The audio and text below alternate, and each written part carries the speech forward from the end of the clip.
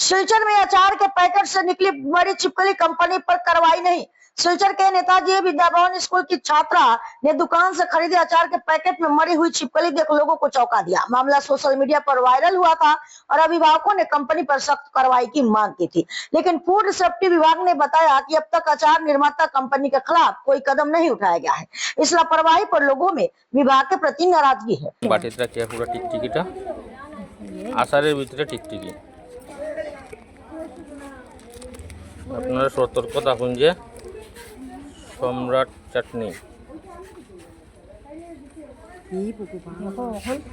আমাদের আমরা নেতাজি বিদ্যাভবন স্কুলের সামনে আচার নিয়ে বসে একজন মহিলা, তার প্যাকেট থেকে এটা পাওয়া গেছে।